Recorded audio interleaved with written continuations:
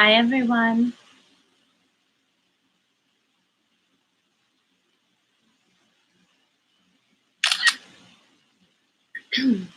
I'm just messing with my phone, trying to go live on Insta, a little bit of a glitch.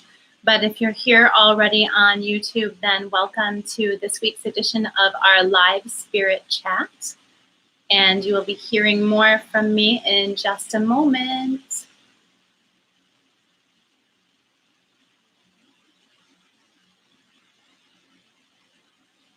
Hi, Yadi. I'm so glad you're here. Nice to see you.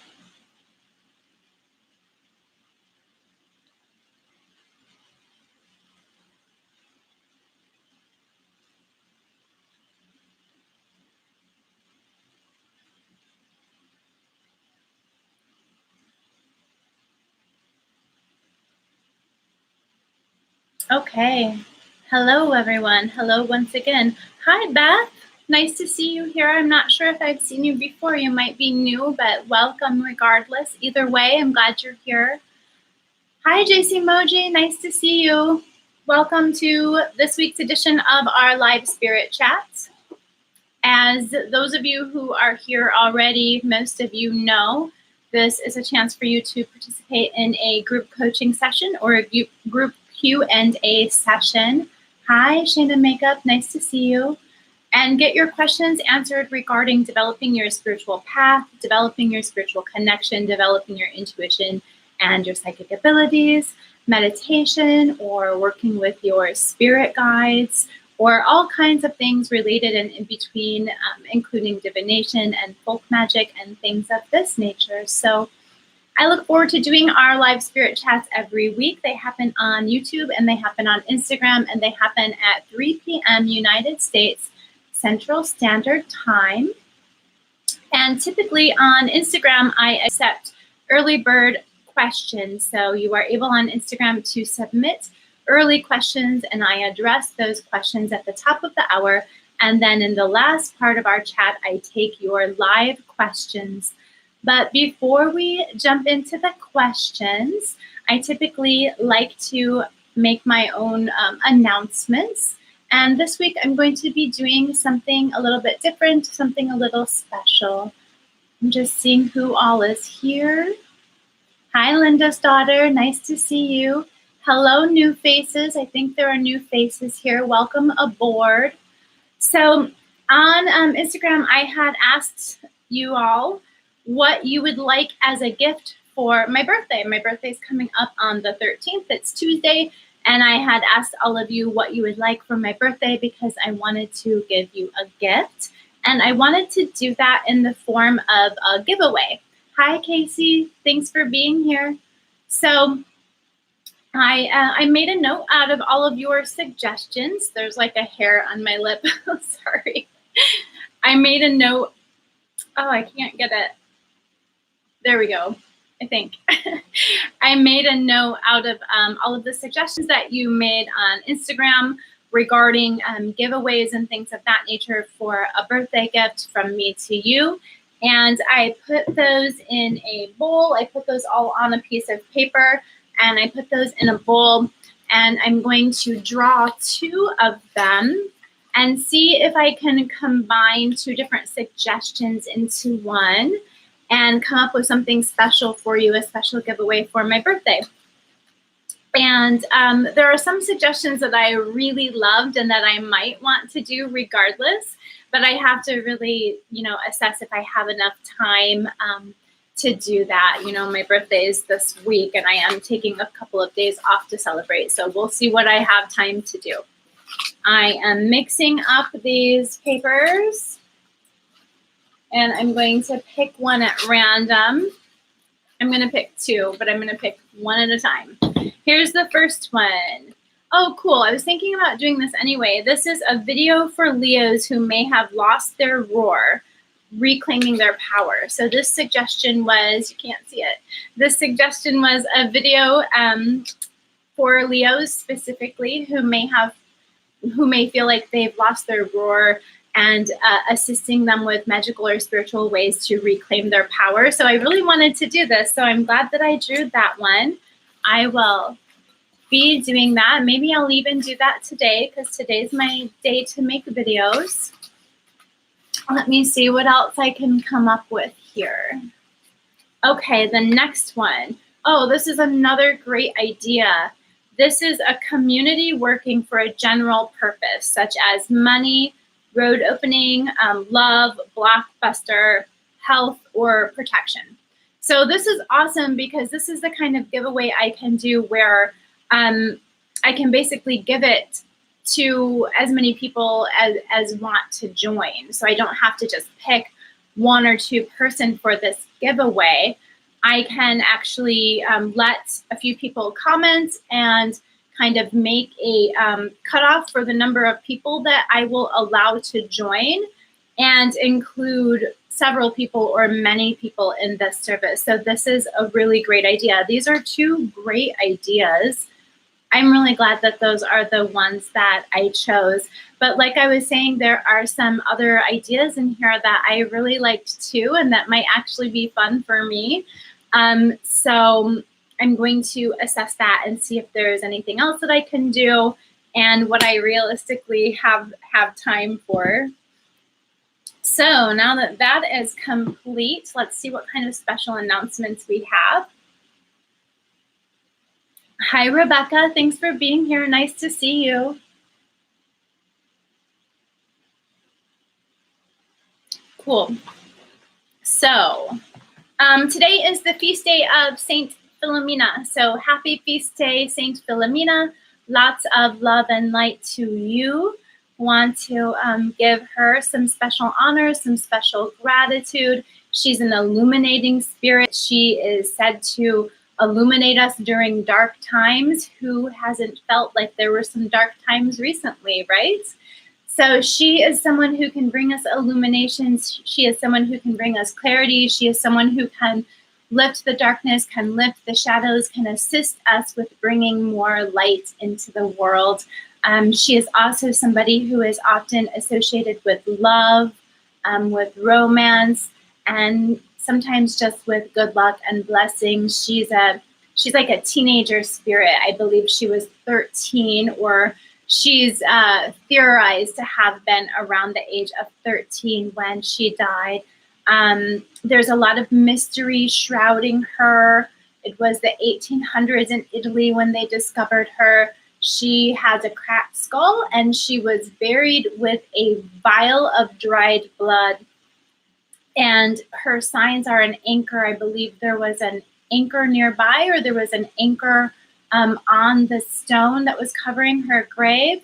She's said to be an anchor of hope in dark times and an illuminator in dark times, as well as having this really sweet, feminine teenage spirit, which oftentimes correlates to her being associated with love and romance and sweets and those kinds of energies. So happy feast day to Saint Philomena.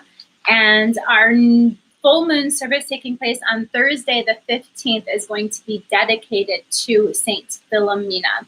That is a service that is open to my community members, my Patreon members, where I offer new moon and full moon services each and every month.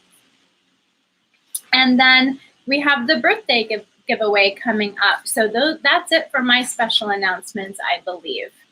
So let's get to the early bird questions that have been submitted.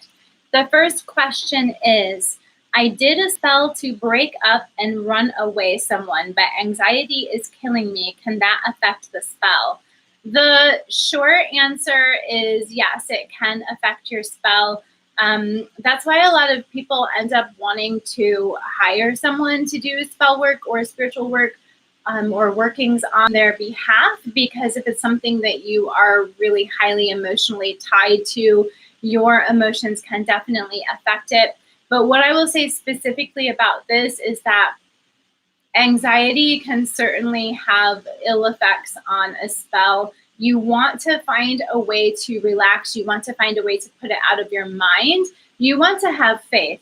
So ideally, what you want to do is be able to cast that spell and then have faith that it's going to manifest, and then put it out of your mind, because you're acting from a place of complete trust and complete faith.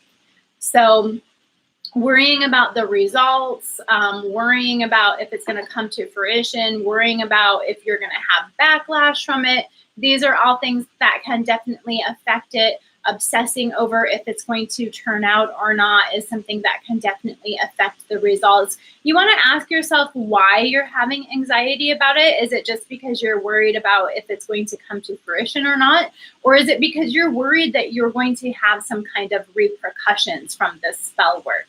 If you're worried that you're going to have repercussions from the spell work, then you want to ask yourself why. If your work is justified, then in my opinion, there's no reason for you to be afraid of repercussions. If you have some kind of residual fear about magic or spell work, such as that you're going to be punished by your religious figure or by your deity, or something of that nature, then you may want to reassess those beliefs and really assess where those beliefs come from and if they're still serving you or not. Sometimes we start to evolve before we really completely change our beliefs.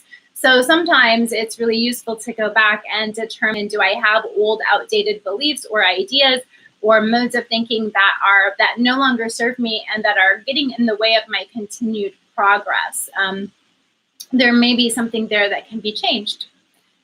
Next question. Can you talk a bit about burning ancestor money? Who should it be done for? Should it only be done for the guides that we have relationships with? And how often?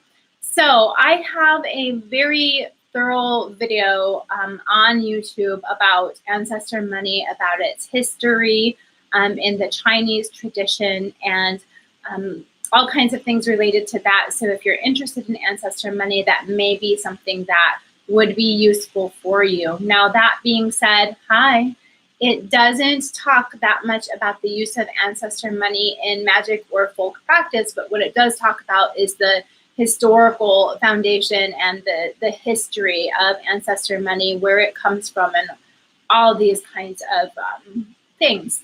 So that's something that may be useful for you to check out on YouTube. Now, there's a few different ways that you can use ancestor money. That's why I bring up the YouTube video with the extensive history. Hi, Conjured Girl. Thanks for joining.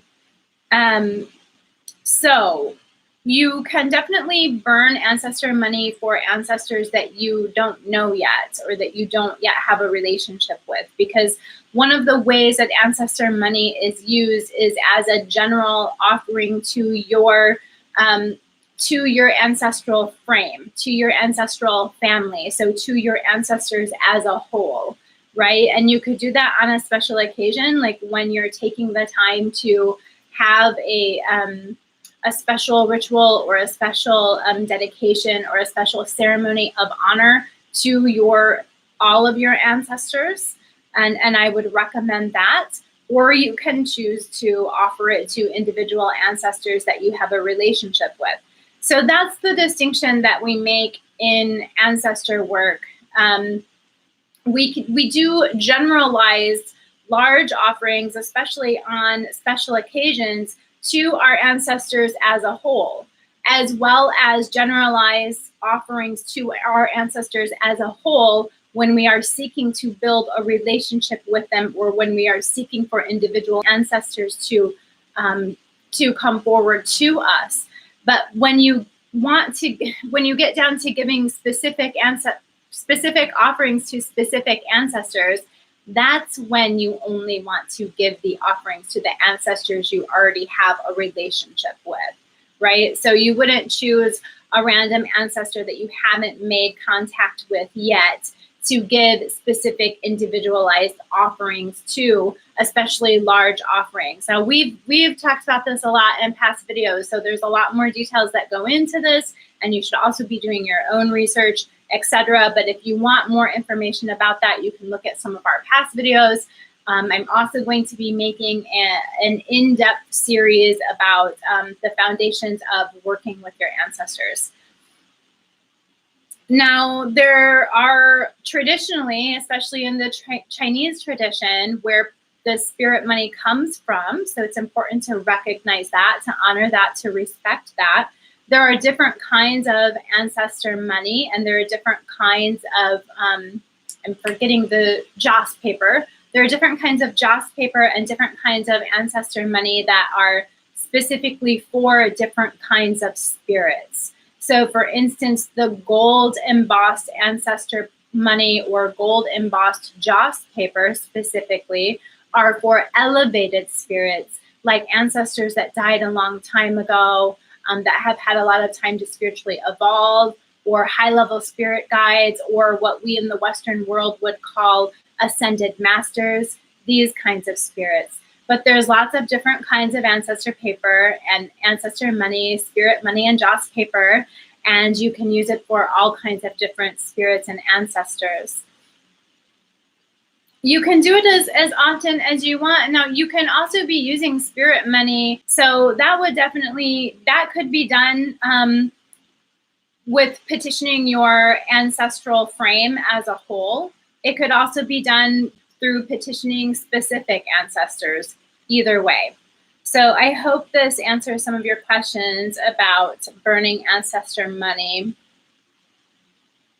You're asking how often. I think I covered that, like special occasions, just like when we talked about how often to give big elaborate offerings of food, right? It's like special occasions.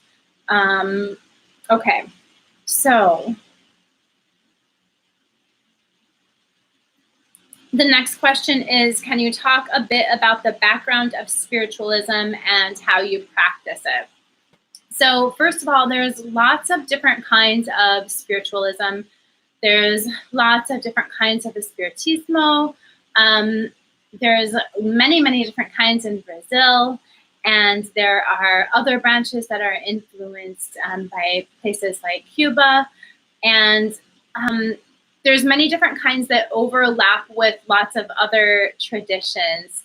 And I'm still learning about all of the different kinds because it's complicated, because there's a lot of different ones. So the spiritualism that I'm practicing has its roots in Allan Kardec, the Kardecian spiritualism. And the history of that is loosely or roughly coming from the Fox sisters, who were out in New York, and they became really popular spiritualists. They were debunked as frauds, but we don't know if they're really frauds, or maybe they like played a trick once and they got caught doing it. We don't really know. So that history is questionable. But this is what has been written by them, that they written about them, is that they were debunked as frauds. And then Allan Kardec came along, and he was really interested in investigating this kind of spiritual phenomenon from a scientific perspective. So he started to really delve into it very, very deeply. And he ended up writing several books about it, because what happened is he ended up becoming a believer. He started as a skeptic that wanted to debunk the traditions, and he ended up becoming a believer and a devout practitioner. And he traveled all over the place, meeting up with different spiritualists, meeting up with different mediums, collecting data, ended up writing several books. Now, his information and the practices that he compiled, they ended up traveling to Brazil, where they fit in really well with some of the indigenous practices that had already been happening in Brazil.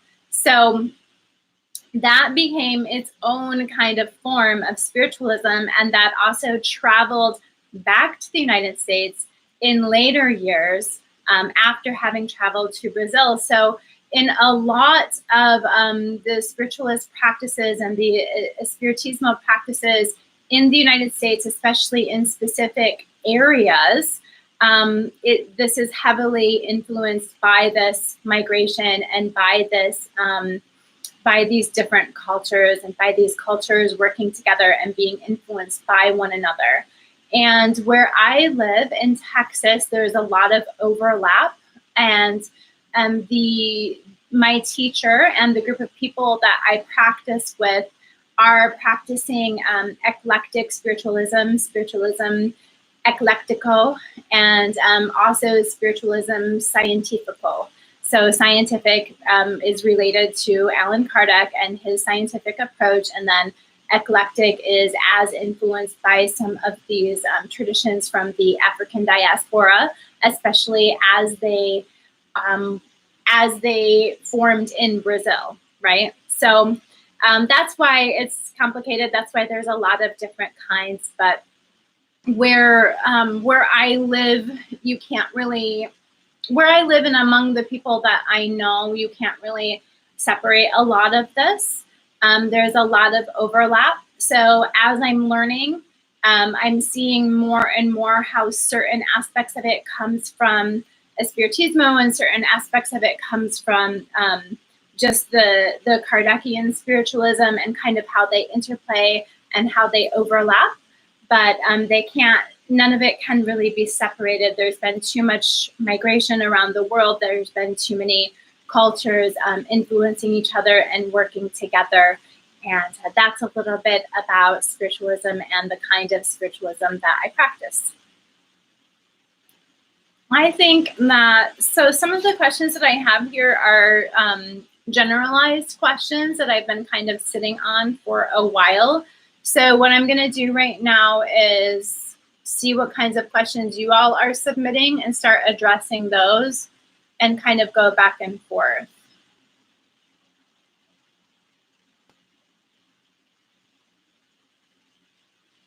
Linda's daughter, it's my birthday. It's your birthday. Happy birthday, Linda's daughter. Happy birthday, fellow Leo. What kind of ritual should I do? So there is you can do all kinds of things, you know, you can do all kinds of things to honor yourself, to call in blessings for the coming year. It needs to be something that is really personal to you, something that you feel connected to, something that feels good to you, something that is connected to your intuition. Really, I recommend that you intuitively create something for yourself that is surrounding honoring your birth, being grateful for your birth, being grateful for what you have experienced as a human so far, and really sending that gratitude forward to assist with ushering in blessings for the coming year. There is a spell that I really like, or a ritual that I really like that I've seen floating around in the past. It's called Calling Your Soul Back Home. I'm not 100% behind that title because soul retrieval is a shamanic practice from core shamanism, and it's not something that really translates that well to candle magic. So that's one reason why I'm not totally stoked on that, on the title for this. I do want to distinguish this spell from any kind of shamanic practice because I do feel it's a separate thing. But that being said, what you can do is get a bunch of different candles. And what is traditionally recommended is that you have people give you candles. You ask them for candles for presents. You collect candles from people's houses. Of course, you ask them. You buy yourself different kinds of candles. You find different kinds of candles. You get really creative, right, with gathering up all kinds of different candles and having them come from different people. And then you set the intention that you're going to call your soul home to you. You're going to call back to you all the different aspects of yourself that you may have lost over time, or that you may have lost touch with over time, or that you just need to get back in touch with. And one way that you could approach this is by having a candle for every year of your birthday. And then as you sit down with these candles, you really do some contemplation and some meditating, and you think about all of the years of your life, and think about the trials and tribulations you went through, the heartaches and the challenges, and think about the things that you learned and your triumphs and the strengths that you gained and the lessons that you learned. And think about that for each year, and then decide what you need to do for that year. Maybe you need to call something back to yourself that you lost that year, or maybe you need to reconnect with a strong characteristic that you had during that time, or a specific kind of energy that you were really strongly aligned with during that year. And then just focus on what you want to call into your life based on all of the years of your life and the experiences that you've had. For example, some things that people may want to call back into their lives that they've had, that they've lost a connection with, might be creativity, or a sense of wonder in the world, or a sense of innocence, or the youthful feeling of love, inspiration, things of this nature. So that would be the kind of thing I recommend for a birthday ritual. Hello, Letty Montoya. Hello, Witchy Way and That. Hello, everybody. Okay, I have a small amount of my mother's ashes. Can I put it on an ancestor altar? Absolutely. I absolutely recommend that you put your mother's ashes on your ancestor altar. That is a beautiful way to honor her. That's a great way to have a connection with her. This is going to be a highly personal experience, a highly personal journey for you. But keep in mind that for somebody who has passed away relatively recently, like even within the last 5 years, could be considered relatively recently, you may not be able to connect with them super well. They may have other things to do. They may have other work to do. They may be working on their own spiritual evolution. They may have other contracts that they have to adhere to, soul contracts that they have to adhere to in order to accomplish their spiritual evolution. But so I'm saying a recently deceased ancestor may not end up being a guide of yours, may not end up being someone who has that kind of connection with you, but you will be able to have some kind of connection with them. And what you can do with those ashes is really use it as a focal point to offer her honor and respect and gratitude and love, and know that you're assisting her with her spiritual evolution. Even if you never hear from her, the light that you offer her through candles is offering her illumination. The water that you offer her is offering her clarity. These things are assisting her with her spiritual evolution and illuminating her path through that evolution. So that's a beautiful thing to do.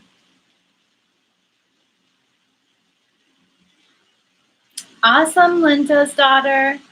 So Linda's daughter is saying, for those of you on YouTube, she's saying it's so funny that I said she should gather a bunch of different candles because she already did that. And then she took a nice bath and did something for money, love, and prosperity. So that's awesome. Good night, Rebecca. Sweet dreams. See you soon. You're welcome, Beth Flynn. Beth Flynn 3. You're welcome. Okay. So now's a good time to start submitting questions if you have them. Like I said, I have these generalized questions that I've been kind of sitting on. So I'm going to go ahead and tap into some of those. And then if you have questions, you can put them out there now, and I'll start addressing those as well. Okay. So someone's asking me, I see that you offer coaching and teaching, but I don't really understand how you can help me with my own spiritual path. Can you speak to that? Yeah, I can speak to that. So there's a bunch of different ways that I can help with your spiritual path. If you're specifically looking for assistance with developing your spiritual path through teaching or through my guidance sessions, then I can help you to figure out what path is best for you and how to create a practice surrounding that path. And I can actually create for you an organized practice that you can adhere to step by step that is going to help you with accelerating your spiritual connection and your spiritual evolution, and help you with progressing in the areas that you want to or need to progress in. And the reason that's so helpful is because you have the structure built for you by somebody who has already been through all of this, who's been studying this for years, and who has a bunch of experience building these kinds of structures, researching these practices, practicing these things themselves, someone who has spent their life dedicated to this.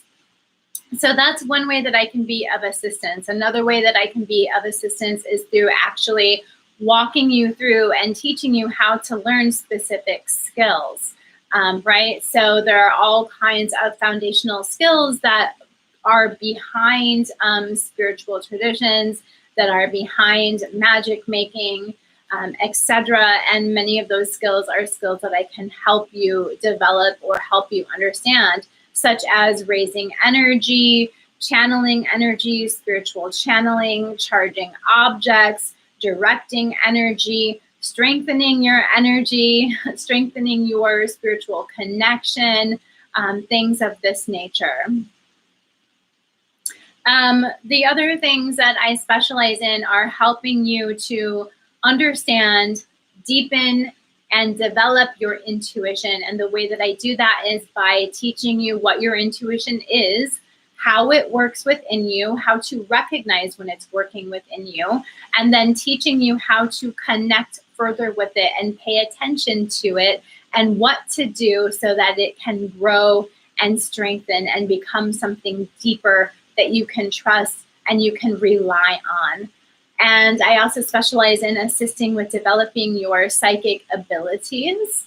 And I do that through offering you hands-on practices, hands-on energy work, hands-on meditations, to assist you with actually working within yourself on developing, deepening, and strengthening those natural gifts that you already have. The way to access your psychic abilities is through your intuition. Your intuition is the gateway to those deeper psychic abilities, and we're all born with some propensity towards these gifts, towards these spiritual connections. So sometimes it's really helpful to have an objective outside source who's been through all of this, who's worked on this for themselves, to assist you and guide you through this work and assist you in this growth. It's nice to have someone who has practiced the exercises, who has researched the exercises, who has done them themselves, who knows what works and what doesn't work. And it's nice to have somebody to ask questions to when unexpected things arise, when you're feeling unsure, when you're struggling with self-doubt, when you're struggling with trusting your own psychic abilities, when you don't know how to apply them to your practical life, etc. There's a lot of different ways that I can help you actually use them in your everyday life, actually trust them, actually tap into them in the ways that are most useful for you. And then the other way that I assist people through guidance and through teaching is by actually taking you through hands-on exercises, hands-on energy work that I guide you through, that assist you with doing the deep spiritual work or the deep energy work that you want to do for yourself. So we actually practice it together. I guide you through it. I take you through the steps. I lead you. We practice it together, and through those structured sessions, you are actually developing at that time through actually hands-on practicing. Yeah, of course you can DM me. So those are a few ways that I assist with developing your spiritual connection, developing your spiritual practice, and developing your intuition and your psychic abilities, things of this nature. Let me see what other questions I have here. So Linda on YouTube has a question.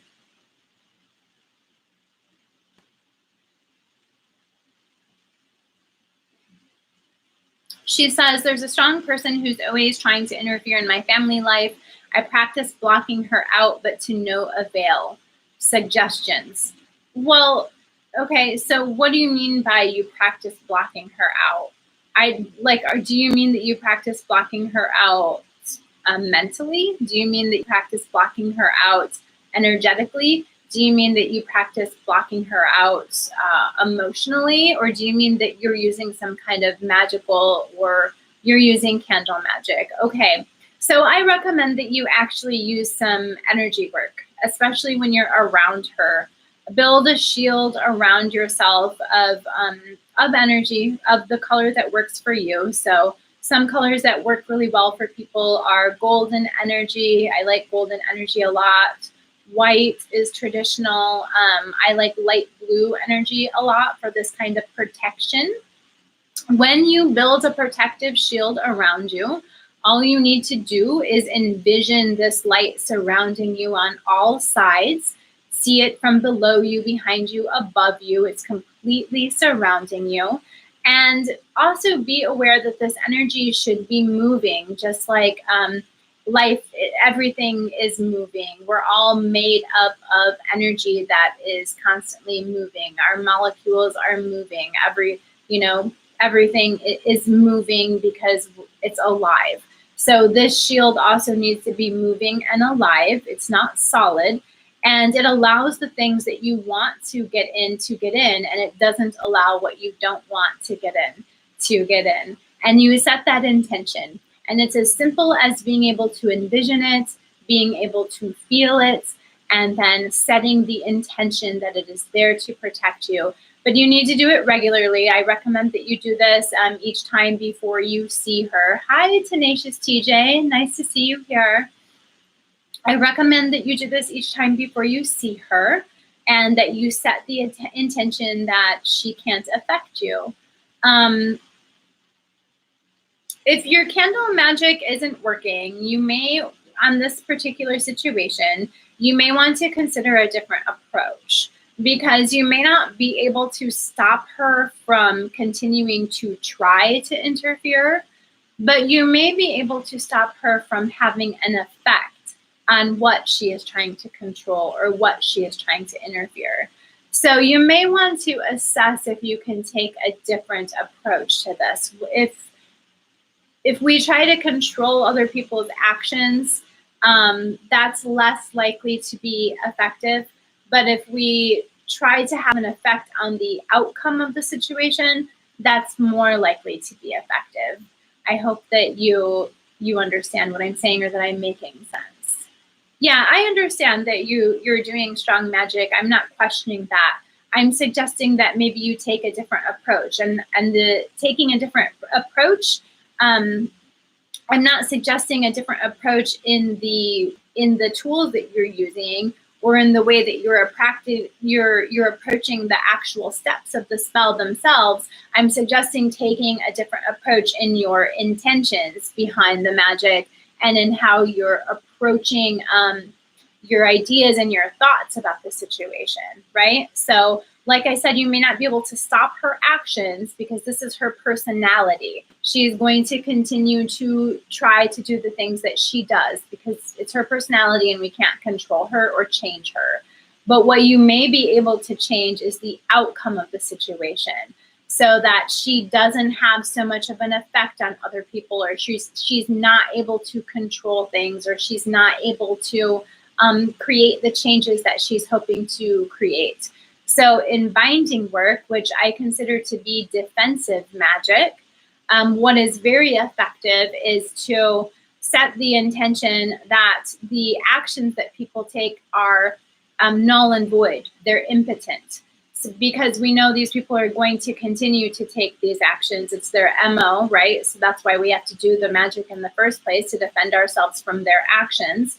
So what we petition for is that their actions cannot have an effect on us or on others, that we're protected from it. So you may want to try that approach. I also recommend the energetic protection when you're around her.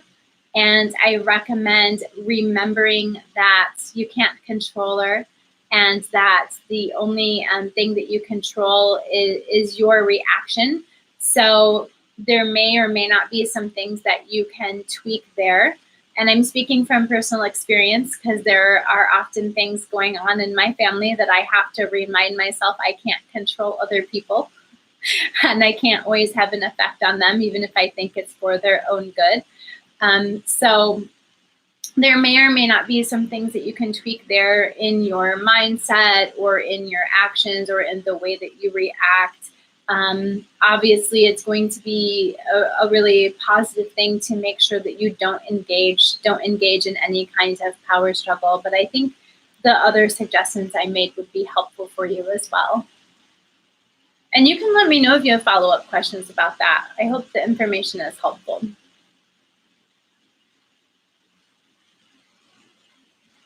Okay, so back to Letty Montoya 79. You can definitely DM me. You can also contact me at inquiries@missmelinda.com. That is an email address. That is where I prefer to take inquiries.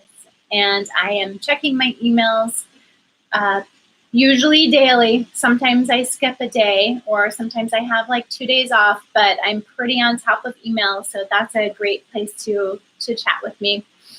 You're welcome, Linda. I hope it's helpful. So let's see. Does anyone else have questions that you want to throw out? If you haven't been here before, our live spirit chats happen once a week on Instagram and YouTube, and it's a great opportunity for you to get your questions answered about developing your spiritual path, developing your spiritual practice, developing your spiritual connection, your intuition, your psychic abilities, and all kinds of things related, like working with your spirit guides, meditations, folk magic, all kinds of things of this nature, including divination and related topics. So don't be shy. If you have a question that you've been wanting to ask somebody, please go ahead and throw your questions out. I'm more than happy to answer them to the best of my ability. I've got some other generalized questions that I've been sitting on, so I'm going to go through those, but feel free to throw your questions out at any time as well. How do I become a part of your group services and the special monthly offers? So my group services are offered through Patreon community. And in that Patreon community, I offer new moon services. These are group spiritual services, meaning that they attend to several people at once. They attend to a group. And I do a new moon service. I do a full moon service. I do 2 monthly readings. I do a Wheel of Fortune reading, which is to traverse the energy of the month at hand. I do a new moon reading, which offers us guidance concerning how the new moon energy can be best utilized in our lives, and how we can best traverse the energy of the new moon, or how the energy of the new moon is going to be affecting our lives and assisting us with our growth and progress. And then I also do special offers. So last month I did a class on developing your intuition and your psychic abilities. I call that my Mystic course, and the Mystic course is now available on my website, open to the public. In the future, I'm going to be offering classes just about every month through Patreon, through the Empress level and above. This month, my special offer is paper spell packets. So spell packets that I'm creating with paper, with artwork, with tarot cards. They're going to come with paper petitions and everything that you need to focus on that spell, focus on that intention and that goal yourself through using the paper as a focal point. So special offers every month. And then there's also a level in the Patreon services where I offer individualized candle services every month for people who are at that level. So there's different levels that you can pledge at on Patreon. So the different levels offer different monthly rewards. And the highest level is given a customized candle service or altar service every month. Thank you, Casey, for your support. I appreciate it. I'm really glad that you're here. Casey is my oldest friend. We've known each other since we were tiny babies, and she's here today for moral support because I felt like I wanted a friend on board. Not that you all aren't friends, but someone that I knew a little bit more personally. So thank you for being here, Casey. I appreciate it. Let's see, what else? Okay. The online spiritual community is becoming overwhelmed with fakes. What do you do when people steal your ideas, compete with you, and stuff? So, do my ideas get stolen? Yes, they do. What do I do when people steal my ideas and compete with me? So there's a couple of different approaches. One thing that I try to do is mind my own business, because if I am focusing too much on what other people are doing, then that is taking away from the things that are really beneficial to me, really beneficial to my spiritual growth, really beneficial to my well-being, and really beneficial to my clients and to my business. And those are the things that I need to be focused on. So I mind my own business. I try to mind my own business and try not to worry too much about what other people are doing. That means I don't always pay attention to other people's pages or posts, right? There's other practical reasons for that. I don't want to be too influenced by other people. I want my work to be coming from a place of inspiration and a place of spiritual connection and a place of authenticity. So there are other reasons why I try not to pay too much attention to what other people are doing as well. Now, if I'm wasting my time worrying that somebody else is stealing my ideas or paying too much attention to what they're doing, or spending all this time wondering, are they fake? Are they a fraud? Or, judging other people, then I'm actually taking something valuable away from myself. That's time that I could be spending meditating or praying, or working on myself, or doing my altar work for my clients, or working on my own personal growth, or working on my own business. So I try to remind myself that there are things that are much more worthy of my time that I can be focusing on. As far as other people stealing my ideas, you might have the recipe, but it's never going to taste the same. The thing is, I remind myself that my unique vibration is what attracts my clients. The right clients are going to come to me just through me being authentically myself, just through me doing what is really meaningful to me, just through me having that strong spiritual connection, just through me being inspired, through me coming from that place of spiritual connection and that place of being in alignment with and being in tune with myself. That's what is going to attract my blessings, the blessings that are meant for me specifically. And it is my unique vibration that is going to attract the clients that are the best for me. And what does it mean when a client is the best for me? It means that I can help them. It means that they resonate with me, that they trust me. It means that what I have to offer them is something that is useful for them. It means that they can be helped through me. It means that we will have a trusting, strong relationship. We will understand each other, and that what I have to offer is what they need, and that what they need is what I need. That's the work that I'm supposed to be doing, that I need to be doing. So I remind myself of that as well. And then as far as competition, I don't worry about it. I don't compete with other people. So if they're competing with me, then it's kind of, it's one-sided. It's like talking to a phone with no one on the other end. So the way that I don't worry about that, and I don't pay too much attention to what other people are doing. How would I know anyway? I'm not going to do a reading about it. I'm not going to do psychic readings about it. I'm not going to and spend a bunch of time analyzing other people and why they're doing what they're doing. That's a waste of time. So I don't need that mental space to be taken up by these things. I need to be focusing on what's most important. Okay, does anybody else have any questions? I've got another question here. What's the difference between folk magic and eclectic magic? So eclectic magic is magic that draws from a bunch of different traditions. It draws from a bunch of different cultures or different religions or different spiritual traditions, and then pieces things together in order to make their own tradition, make their own practices, which they feel resonate to them specifically or have meaning to them specifically. folk magic is something that has been practiced throughout all cultures, throughout time and space, since magic has existed, since magic is alive. And it's magic that is done, it can be done without any spirituality, without any religion, or with spirituality, or with religion. But magic is a practice, spirituality is spirituality, right? Religion is one thing, spirituality is one thing, and magic is a practice. They're separate, they're not the same.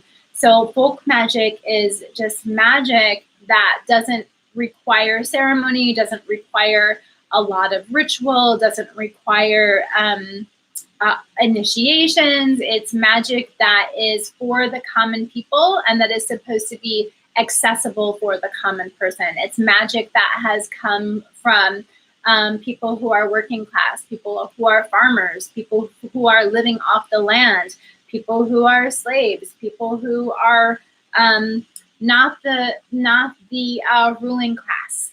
And it is, like I said, it has existed in all cultures throughout time and throughout place.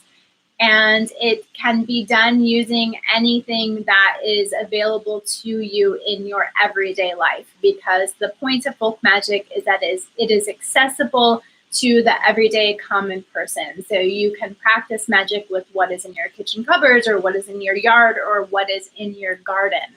I hope that helps to differentiate the difference between eclectic magic and folk magic. Well, go ahead, Shayna Makeup, if you have a question, please let me know. I'm happy to answer. I'm happy to answer. Breezy Wheezy, thank you. You're a sweetheart. You're welcome. Okay. We don't have very much time left because Instagram cuts me off after 60 minutes, and I see that we've been on for about 52 minutes. So if you have that question, go ahead and throw it out here.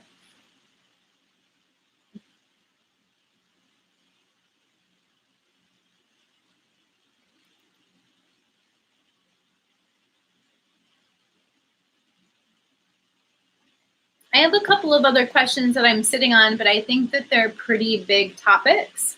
I have some questions about selling spirituality versus providing a spiritual service. And I have some questions about appropriation, assimilation, and appreciation versus inspiration.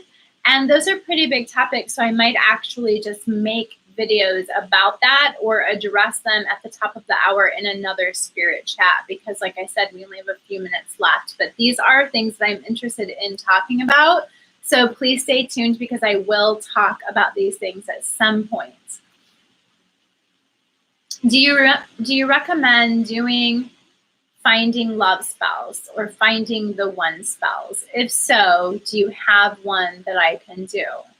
Yeah, I would definitely recommend that. And I don't have specific spell recipes, because what I recommend is that you do something that really resonates with you, that is personal to you, and that works for you, and that you use your intuition. So if you're just learning to cast spells, something that I recommend is to do some studying to figure out, to see what are the main components of a spell and what are the types of spells that work for you, so that you can then piece together or write a spell that works for you specifically. But I do have some general recommendations for ways to approach this kind of spell work. And what I recommend is that when you are doing spell work, to attract to you the right kind of love, you need to have a good balance between having an open mind and being specific. So what I don't recommend is that you get too specific about characteristics and traits such as appearance, because the universe might have something in mind for you, or someone in mind for you, that you had never considered.